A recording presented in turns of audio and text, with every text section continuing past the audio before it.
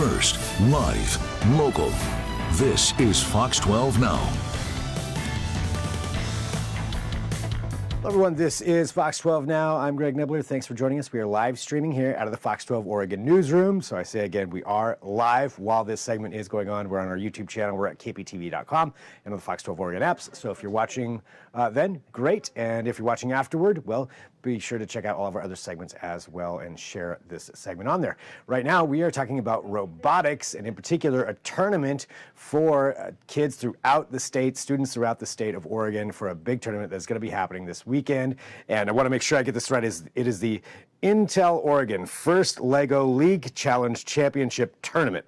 There we go. That's why I didn't have that memorized. I want to make sure we got that in there. To talk all about this, though, we've got Bruce Schafer and Bobbi Kelly joining us. And, both of you, thank you for being here. I'm excited to talk about the tournament itself and what goes into it for all these students. And we've got some pictures for everybody. But before we go there, let's, if you don't mind, if you give everybody just an understanding of the organization that is part of this tournament that you two work for and what this means here for the students in the state of Oregon.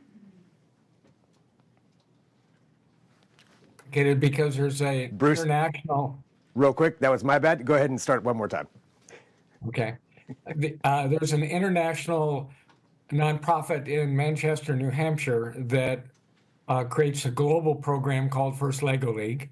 The organization is for inspiration and recognition of science and technology, and those letters are FIRST, FIRST. So that's where we get the First Lego League. Everybody knows what Lego is. We are their Oregon partner. Our responsibility is to help teams form throughout Oregon and help volunteers put on qualifying events around Oregon.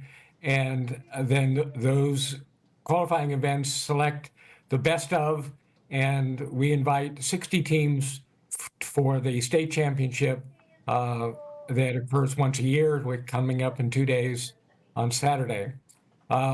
The reason why Bobbi and I are so excited about this, and all those volunteers that make this happen are so excited, is that it's a program that gives kids confidence and skills that will last them a lifetime.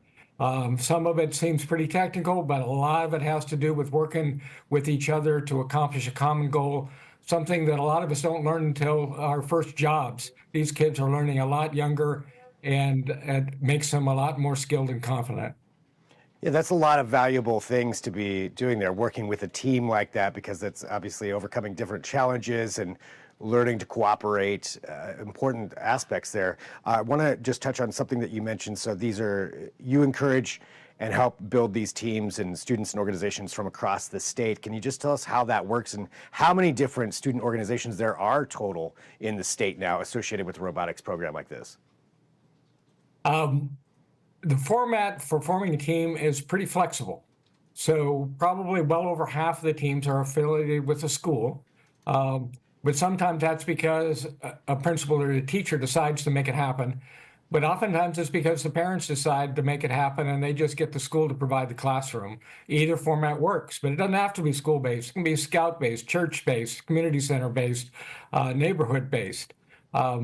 We facilitate some of that through the marketing we do and the relationships we have with school districts. Some of it forms organically because kids hear that there's these Lego robot kits that they can get. Maybe their family can't quite afford it on their own, but by forming a team, they can pool their resources and get a team going in a cul-de-sac or a community center or you name it. And they register nationally. And we get their contact information, and we contact them and say, to make this a total experience, you want to come to our events, here's how you register with us. And so, just to give a little example, I'll just jump in really quick. We had 190 First Lego League teams, about that, across Oregon this year. I'm ranging all the way from Eastern Oregon, all the way down to Medford, over to the coast as well. So again, we're a statewide organization. With many reaches. Well, it sounds like, there's a lot of opportunities then for students to get involved. If you have an interest in robotics, it sounds like you can get a couple of friends together, or a couple of people who are also into it, or a school or whatever it may be, they can get going. And now when they do that, when they do form a team, do you provide like a curriculum for them to learn from or to understand how the tournaments work and get ready for a robotics tournament? Multifaceted. When their coach registers them nationally, they get some coaches material and some other guidelines that help bring them up to speed. We hold free workshops for those same coaches. We have a wiki where the coaches can go to find additional resources, some created here in Oregon, some created somewhere else in the country that we decide are good things, and put them on our wiki. So a lot of different ways to bring these coaches up to speed. We're hoping a whole bunch of parents and kids come to the tournament this weekend, because that will give them an idea of what's exciting about this and how much fun other kids are having, and then they can form teams next season. And for the tournament this weekend, so 60 different teams from around the state, I believe is what it is, are all going to be converging together in Hillsboro. Tell us about this tournament and what it is that they're going to be doing as far as robotics. Bobbi, you want to go for it? Sure. So there's a couple of different parts to First Lego League Challenge. We've been talking about the robots, so I'll start there. There's a robot game where the students will have an opportunity to run their robot on a competition table, but there's also judging sessions. Again, First Robotics is really more than robots. The robots is the shiny object that gets them interested, but they're learning skills like leadership, communication, teamwork, and that is in the judging sessions is where that is displayed more. The teams have created something called an innovation project around a topic. This year's topic is submerged, so it has to do with ocean research.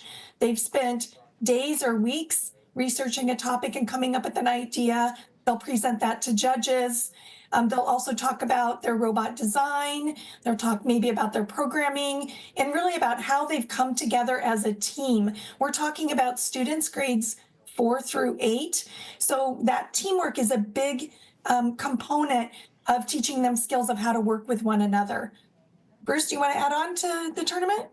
Yeah, in terms of what people will see if they come, the main action is in the gymnasium, where we have a total of 8 tables that will be set up. There'll be a pair of red tables, a pair of blue, a pair of green, and a pair of white. The tables themselves are not those colors. The table skirts. Every 7.5 minutes or so, a new set of 8 teams will come in and go to those 8 tables, and they'll have 2.5 minutes for their robot to accomplish as many missions on a 4-foot by 8-foot table as they can. So it's exciting for the kids and exciting for the audience. We've got a local media organization, and we'll be doing a big screen projection. We've got some young people that will be doing play-by-play. So it's very much like an athletic event, but the robots are doing the athletics, so to speak. It's not a bump and grab lacrosse game. It's more like a basketball game, except there's only one robot on the court at a time. The tables are paired up for dramatic effect. The robots do not bump each other. They focus on accomplishing the missions that the young people have created for them in terms of programs and unique robots. So every robot is a bit different. Every program is a bit different. And may the best solution get the most points. And I want to add in these young people, again, grades 4 through 8, these robots are performing their missions autonomously. And by mission, we mean they're going out to Lego missions that are built with Legos and maybe lifting something, pulling something, delivering something, but it's all done autonomously. So it's really quite remarkable what these young students have accomplished. And something that you mentioned there, just being on the broadcasting side, I love that there's going to be announcers doing play-by-play as well of that. That's super fun. So I mean, this overall just sounds like a really great experience, both for the audience, people getting to come in and see this, but also for these students. And to that extent, in doing this and working with so many different students from across the state, what do you think is the biggest feedback that they've given and the takeaway that they get from being involved in this and working with the robotics program and going to a tournament? Yeah, I'll touch on that briefly because I do travel to various tournaments and talk to coaches and students across the state. The number one thing I hear when I ask the question, how has FIRST Robotics or FIRST programs impacted you, is confidence. Students feel more confident in some of their abilities. There's challenges, right? You're going to, again, we'll stick with the robot, program that robot to do something. It's going to fail. So you have to overcome the challenge of that in building resilience. The second thing I hear is fun and community, right? We are really building a community for these young people and our volunteers to be part of something larger than themselves. So it's that communication, community, and leadership as well, and confidence too. So those are really, and then they're getting technical skills as well, right? Then they're getting some programming skills and maybe some building skills as well. But it's really those other skills that we hear the most about. Something to build on, yeah, for their future and covering just a lot of bases there. Well, for this, I want to go back to just the tournament this weekend for everybody out there too, who maybe is interested in it, or they have a student or somebody in their life that could be interested. So how does this tournament work this weekend for people to come and view it and get to enjoy what's going on there? All they have to do is get themselves to Liberty High School. That's right off of Highway 26 on Wagon Way, just north of 26. Big high school with big parking lots. We recommend the west parking lot where there should be plenty of parking. They come in the west lobby, go into the gym. Between 9:30 and 2:30, there'll be pretty much nonstop action with the exception of a short lunch break. They'll be able to see what's going on in the gym, both in 3D as well as the projection on the big screen, and share the excitement that's going on and be impressed by the accomplishments of these kids from around Oregon. And what's the best way for somebody out there to find out more about the information, say if they just about the organization in general? Our statewide website is based on our very long name that's on your screen. Actually, not the whole name is. Our full name is Oregon Robotics Tournament Outreach Program, emphasizing robotics, but also the outreach we do to communities. You shorten that up to ORTOP and go to the web, ortop.org or ortop.org. You'll find lots of information there. It was a little too long for me to fit on the lower third, so that's why it's condensed on there. But yeah, so everybody can go there to that website, find out more information, and follow along with what you're doing, and really, getting all these students involved and learning so much out of this. So thank you, to both of you for having some time to talk to us about this. Good luck here with this tournament this weekend. It sounds like it's going to be a lot of fun, and also, great for everybody involved all around. And thanks for being here on Fox 12 Now. Thanks for the opportunity. Absolutely. And for everybody watching, this is our live streaming show. So as I mentioned, we're live. So when you saw me have to adjust something there, that's what's going on.